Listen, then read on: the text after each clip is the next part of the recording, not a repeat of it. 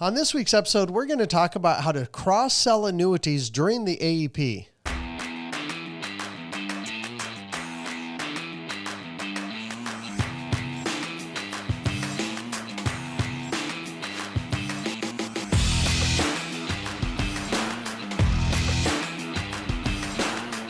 Hey everyone, welcome back to this week's episode. I am Chad Owen, the Annuity Sales Coach, host with the most, maybe. Every time you say that. Yeah, I do. My dad used to have this saying. I kind of am a little nostalgic today because I'm looking through my desk drawer and I see these 5 tie tacks. Now, for those who don't know what tie tacks are, you actually put it through like a little pin thing through the tie. It goes on the back and there's a little chain that attaches. And man, I'm just like going, my dad used to be an incredible business person. Unfortunately, he wasn't really good at holding on to businesses. He could build things. He didn't have his integrator. That's the problem. He's a visionary, but he didn't have his integrator. That's what happened. Interesting. Huh. But it's just kind of cool because now I have them up right by me to where I can see them. But this is Caleb North. He is the host with the Leastus. I mean, okay. No, I love him. You know that. I bring the content. So you do bring the content. Without me, all y'all get is Chad rambling. Well, that's true, but I'm the source of the content. So if I wasn't here, they'd be going, yeah, Caleb, what do you got to say? If you weren't here, they'd be on YouTube watching my face, probably. That's true. My well, hopefully you guys are on YouTube no matter what. They should be. Yep. They should be. You got to go to YouTube, the Annuity Sales Coach, and what's the other one? A seven-figure Annuity Sales podcast. You can find it. Obviously, if you're listening to it, you found it. If you're on the YouTube and you're watching this, you can find it on Spotify or Apple Podcasts, wherever you listen to your podcast. Yeah. Okay. So let's get going. Cross-selling annuities through AEP. Fun topic. Well, here's the reality. Most people don't cross-sell during AEP because they're so stinking busy servicing. That's true. They don't get to do that. And that's something that needs to be fixed. If you're ever going to make it work in the annuity business, you either have somebody else start to take care of your Medicare business or you just learn how to work some more hours. Yeah. Yeah. And I don't think that it's necessarily a horrible thing that agents are slow. I don't know if slow playing is the right word, but not operating as quickly as they maybe could on the annuity side, because we're going to get into this in a second, but you definitely don't want to violate your scope of appointment. But you definitely have to recognize the opportunity at your fingertips before you maximize it. Well, and here's the thing. You got to be willing to work more hours during this time of season. I'm not saying you do or you don't. I'm just saying you need to be willing to. Right. I had a bunch of things going on this last week, and I think I'm just under 90 hours that I put in for last week. And it's because I have multiple businesses. I have other things. I've said this for years. Actually, last week, if I only would have worked annuity business, which I didn't have a ton of appointments, still did $2 million, but I probably only would have worked about 35 hours. It's just all the other stuff. This week, I only have 1 appointment so far. So needless to say, I'm going to be making some crazy calling once we're done with this. Yeah. But, this time when you have the open enrollment, you just got to put in the extra hours. Yeah. Well, and the reason you do the extra hours is because you're able to recognize the potential in front of you. If you can't recognize the potential in front of you, you'll never maximize it. So the first 100%. Thing is you've got to be able to see it. So if you're dealing with people that are at Medicare age, you've got prime opportunities there. For sure. The second piece to that, and this has a bunch of sub-pieces, but the second piece is you have to know how to steward the opportunity. Otherwise, you won't maximize it either. What I mean by that, there's several things that you need to be doing. Like I said, there's like 5 subsets, but the first thing is don't violate the scope of appointment. So for those of you, if you're selling Medicare, you probably know what a scope of appointment is, but it's basically a piece of paper that your client is filling out. They're signing saying, these are the types of products that I'm interested in.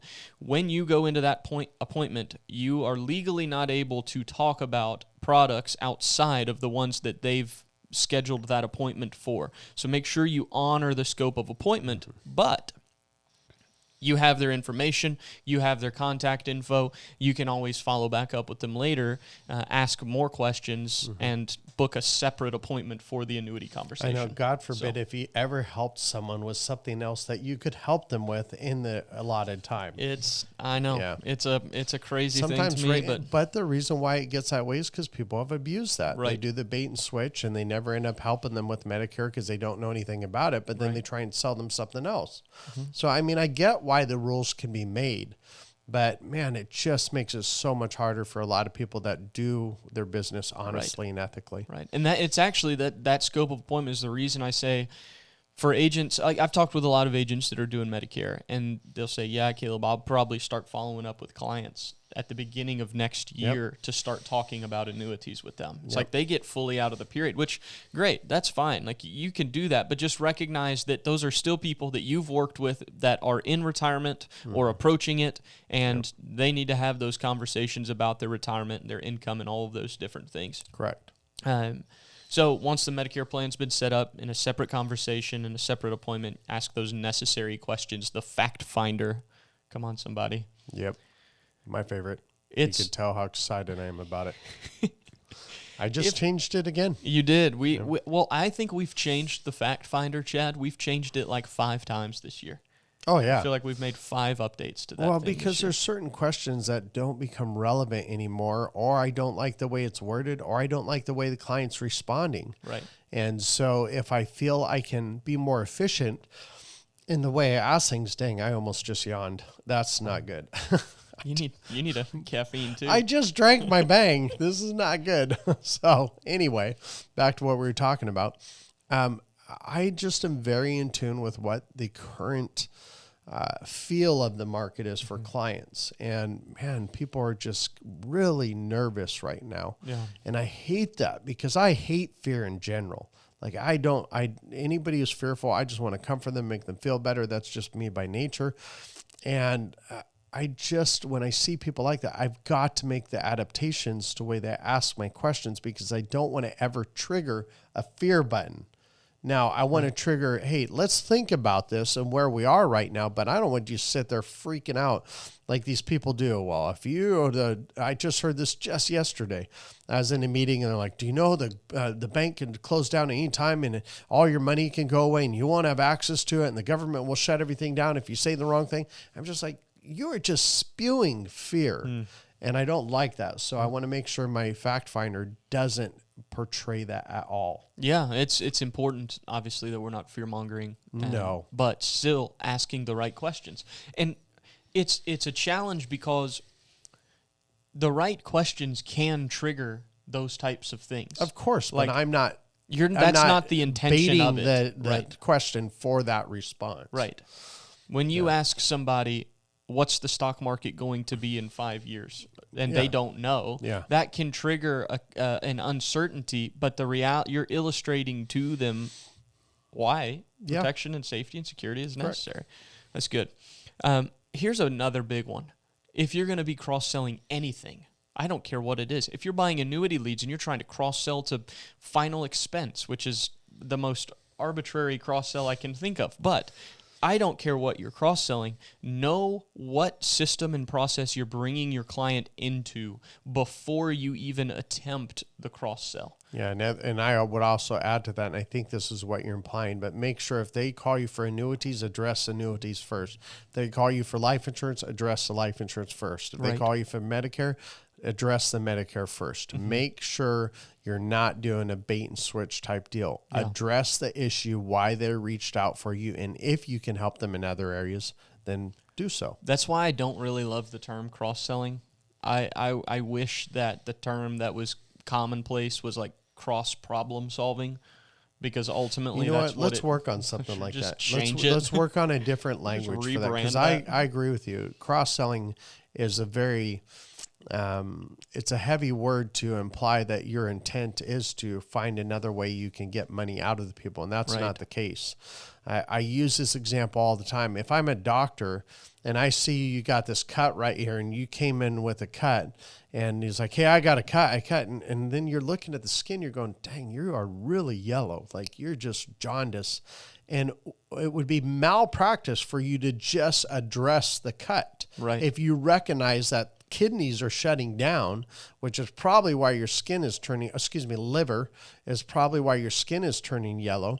And if you didn't address that, so we need to do the same thing as a financial expert, where if we're addressing this one situation, but then we're screaming, all your money's at risk, and you've said multiple times you need to be in safety. If we don't address that, that's financial malpractice. Right. Yeah. We can't see a problem's more severe than the one we originally helped or tried to help and not address it. That would just, that would not be ethical, in my opinion. No, I agree wholeheartedly on that. Yeah, and this is that line between, well, I'm the client. I said I want to talk about this. Right. I'm the agent. I see that you have an issue with this. That line is it's a challenging line to try and draw. But see, I've also went out to meet with someone specifically for life insurance, and I said, "What the heck do you want life insurance for? Yeah. You have $2 million here. What's more important, plan for living or plan for dying? Oh, I only care about a plan for living. I just want money to do that. Well, then why are you doing life insurance? I don't know. I'm not trying, obviously I get paid if they do life insurance, sure, but I'm trying to do what's best for them. Right. And so if they already have tons of money, and for example, a client I just met with, they have no heirs, none. They have no kids, nothing. And they were talking about life insurance. I'm like, what's the life insurance for? I don't know. We're told we have to have life insurance. You have $7 million here. What's the concern about, we really don't have that. But somebody was trying to sell them this really big life insurance policy. They had a problem they didn't have. Yeah, they didn't have the problem.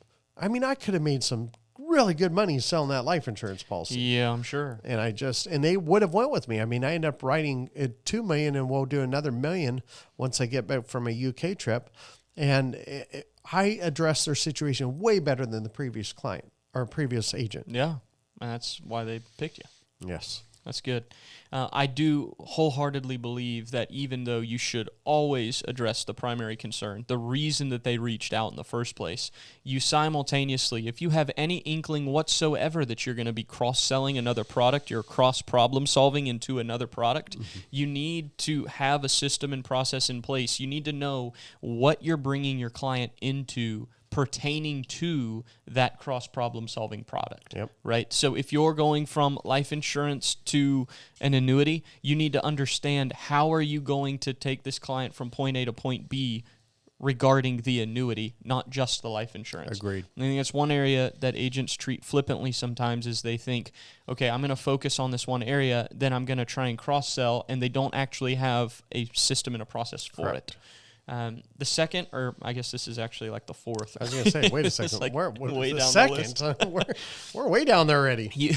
You also need to be an expert in the industry of the product that you're using to cross-problem solve. Yeah, so I will not talk to anybody about Medicare.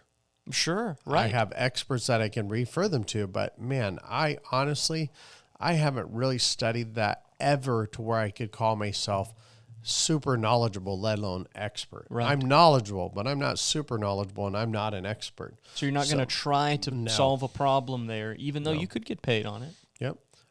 Life insurance, I can carry my own. Life insurance, long-term care, annuities. I know about stocks, bonds, and mutual funds and commodities. I will never try and promote other. I just had a guy email, what do you think of silver coins? I can't tell you what I think of them. I can't do anything that has a variable. I cannot advise whether they should or should not buy anything that is considered a variable aspect, a commodity, a stock, a mutual fund, a bond. I just can't. Right. Treasuries. I can't recommend that. Yeah. Be careful, because I had someone just recently say, well, what do you think of these treasuries? And I'm like, oh, yeah. I literally told him, I said, hey, I don't have anything to do with products like that. That's something you have to go through the broker. I'm focusing on safe money. The tough thing about that is some treasuries can be incredibly safe, but they're not going to provide income. Right. So, but you're also not trying to advise on the way they work and exactly. the ins and outs. Exactly. And nuances. I can educate them on that, but when it comes to should I not buy, then I can't recommend that. Yeah. I'm not licensed for that. Yeah. That's true. This subject here about being an expert in the industry of what's being cross-sold, I think this is what prevents most agents from being elite in multiple lines of business. It's a very rare situation that I come across an agent, and I'm talking with, literally thousands of agents I've spoken with. I realized that one day. I'm like, I've spoken with thousands of agents in the years that I've been doing this. And I'm like, that's a wild thing to me, but it's true. And I have very seldom come across an agent that was elite in two lines of business, meaning elite life and elite annuity. I'd agree with elite that. Medicare That's and very elite rare. life. It's so rare. And I think the reason is because to do any of them at a high level, you have to be an expert in it. So if you're going to try and sell annuities at a high level, you have to be an expert. If you're going to try and sell Medicare at a high level, you have to be an expert. Well, the process of becoming an expert in one thing is extensive enough that most agents that try to do multiple don't end up elite in either. Agreed. So that's something to bear in mind. I had a whole conversation with an agent this past week about it and encouraged her to pick one and go all in. You got to pick it and go all in. And once you're an expert there, if you have the bandwidth and the capacity to branch out and try and become an expert in another without sacrificing the expertise that you've already attained, that's great. That's why there's a really good mesh between life insurance, long-term care, and annuities. That's a really good mesh. I do consider myself an expert in those areas. There you go. But there's still some things like premium financing. I'm going to get outside help for that. Right. Why? Interest rates have changed. Rules have changed. That's an area that I would rather have someone that's all they do, and I partner with that. And it's something we very rarely do. Most people that want to do infinite banking, bank on yourself, I'm a much bigger fan often of not having the life insurance premium unless, of course, they're a certain age or they have tons of money or they're trying to do some estate preservation or they're trying to do some banking on themselves where they're borrowing against the money. But once again, you better have a ton of money for that to happen. Yeah, it's true. And then here's the last piece when you're cross-selling anything. Always discover the problem and educate them about the best solution. No matter what it is. Right. No matter what it is. You definitely want to make sure you're the one that's the expert addressing the problem and then finding the solution.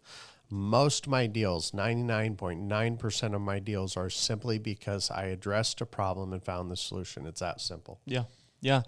I think that this is a mindset shift that maybe some listeners need to have. The client is not your means to an end. The client should be viewed as the end themselves. Yep. They are the end. So if you're not solving a problem, there's really no sense in selling the thing. Agreed. Yeah. Okay. Well, I think that's it. Yeah. We actually hit it almost dead perfect on time. We hit our time. Well, as I say and always will say, happy selling.